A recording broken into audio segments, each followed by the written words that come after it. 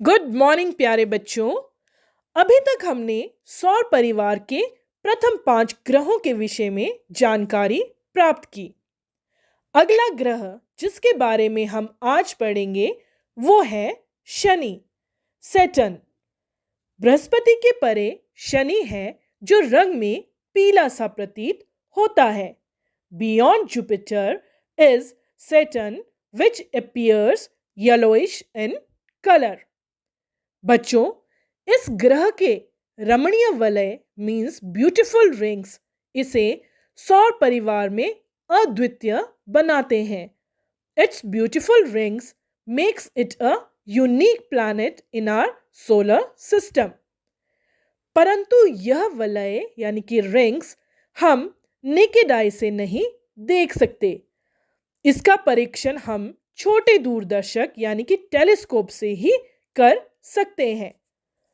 शनि के भी बहुत से प्राकृतिक उपग्रह हैं। Saturn also has a large number of satellites। बच्चों, शनि ग्रह के बारे में एक रोचक बात यह है कि सभी ग्रहों में यह सबसे कम सघन है। It is the least dense among all the planets। इसका घनत्व जल के घनत्व से भी कम है। Its density is less than that of water।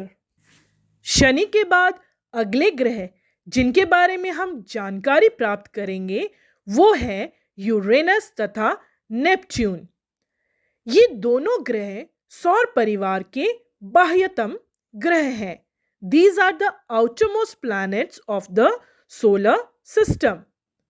बच्चों, इन्हें केवल बड़े दूरदर्शकों यानी कि बिग टेलीस्कोप से ही देखा जा सकता है।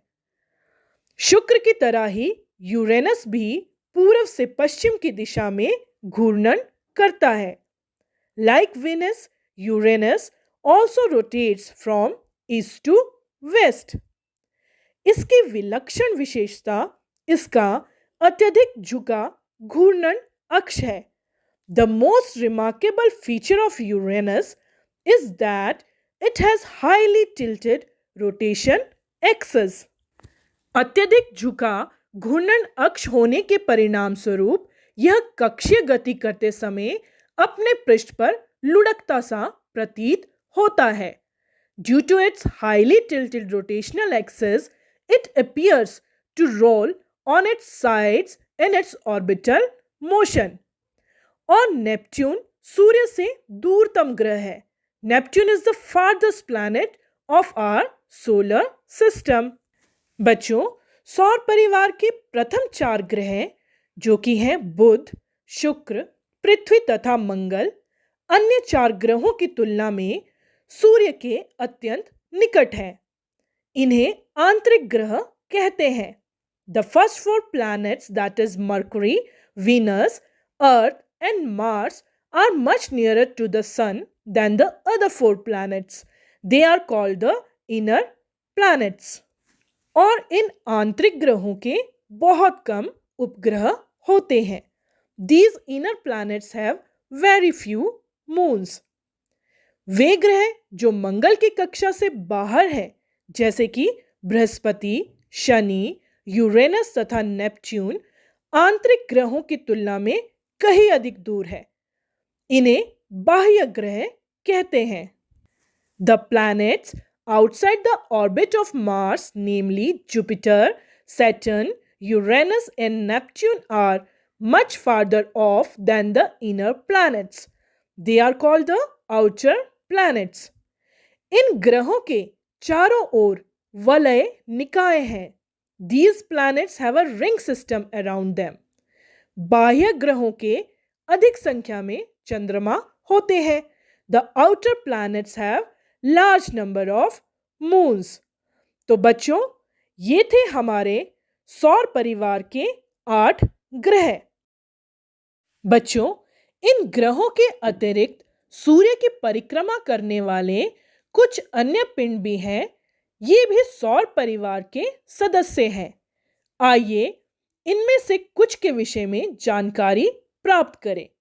सौर परिवार के कुछ अन्य सदस्य, some other members of the solar system. सबसे पहले हम क्षुद्र ग्रह के विषय में जानेंगे, जिन्हें हम एस्टेरॉइड्स कहते हैं। बच्चों, आप स्क्रीन पर देखेंगे कि मंगल तथा बृहस्पति की कक्षाओं के बीच काफी बड़ा अंतराल है। There is a large gap between the orbits of Mars and Jupiter. इस गैप को बहुत सारे ऐसे छोटे छोटे पिंडों ने घेर रखा है जो सूर्य की परिक्रमा करते रहते हैं। इन्हें क्षुद्र ग्रह एस्टेरॉइड्स कहते हैं। क्षुद्र ग्रहों एस्टेरॉइड्स को केवल बड़े दूरदर्शकों के द्वारा ही देखा जा सकता है। अगले सदस्य जिनके विषय में हम जानकारी प्राप्त करेंगे वो है धूमकेतु, कॉमेट्स। धूमकेतु अत्यंत परवलयिक कक्षाओं में सूर्य की परिक्रमा करते हैं। Comets revolve around the sun in highly elliptical orbits, परंतु इनका सूर्य का परिक्रमण काल सामान्यतः काफी अधिक होता है। Their period of revolution around the sun is usually very long. सामान्यतः धूमकेतु चमकीले सिर तथा लंबी पूंछ वाले होते हैं। A comet appears generally as a bright head with a long tail. जैसे जैसे कोई धूमकेतु सूर्य के नजदीक आता जाता है, इसकी पूंछ आकार में बढ़ती जाती है। ऐसे बहुत से धूमकेतु हैं जो समय समय पर एक निश्चित काल अंतराल पर हमें दिखाई देते हैं। हेले का धूमकेतु, जिसे हम हेलिस कॉमेट भी कहते हैं, यह 76 वर्ष के अंतराल में दिखाई देता है। इसे सन 1986 में पिछली बार देखा गया था। तो बच्चों, आप अनुमान लगा सकते हैं कि अगली बार हेले का धूमकेतु कब दिखाई देगा। अब हम जानकारी प्राप्त करेंगे उल्काएं तथा उल्कापिंड के विषय में, मेटियोर्स एंड मेटियोराइट्स। रात्रि के समय जब आकाश साफ हो तथा चंद्रमा भी ना दिखाई दे रहा हो, तो आप कभी कभी आकाश में प्रकाश की एक चमकीली धारा सी देख सकते हैं। You may sometimes see bright streaks of light in the sky. बच्चों, इसे शूटिंग स्टार या टूटता तारा कहते हैं, जबकि यह तारा नहीं है। इन्हें उल्का कहते हैं। They are called meteors. उल्का सामान्यतः छोटे पिंड होते हैं जो यदा कदा पृथ्वी के वायुमंडल में प्रवेश कर जाते हैं। उस समय इनकी इतनी उच्च चाल होती है कि यह वायुमंडलीय घर्षण के कारण तप्त होकर जल उठते हैं और चमक के साथ शीघ्र ही वाष्पित यानी कि इवेपोरेट हो जाते हैं। यही रीजन है कि प्रकाश की चमकीली धारा बहुत कम समय के लिए दिखाई देती है। कुछ उल्का आकार में इतनी बड़ी होती हैं कि पूर्णतः वाष्पित यानी कि इवेपोरेट होने से पहले ही वे पृथ्वी पर पहुंच जाती हैं। वह पिंड जो पृथ्वी पर पहुंचता है उसे उल्का पिंड कहते हैं। The body that reaches the earth is called a meteorite. आइए बच्चों, अब कृत्रिम उपग्रहों यानी कि आर्टिफिशियल सैटेलाइट के विषय में जानकारी प्राप्त करें। आपने यह तो अवश्य सुना होगा कि ऐसे बहुत से कृत्रिम उपग्रह हैं जो पृथ्वी की परिक्रमा कर रहे हैं। आप जानते हैं कि कृत्रिम उपग्रह मानव निर्मित है। इनका प्रमोचन पृथ्वी से किया गया है। ये पृथ्वी के प्राकृतिक उपग्रह चंद्रमा की तुलना में कहीं अधिक निकट रहकर पृथ्वी की परिक्रमा करते हैं।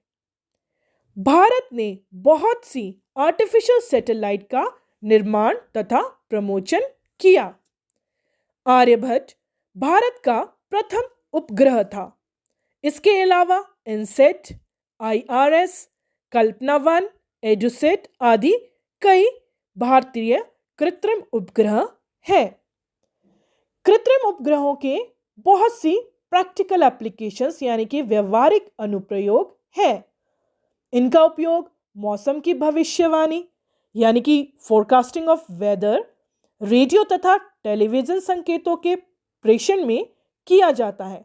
They are used for transmitting television and radio signals. और इसके अलावा इनका उपयोग दूरसंचार तथा सुदूर संवेदन के लिए भी होता है। They are also used for telecommunication and remote sensing.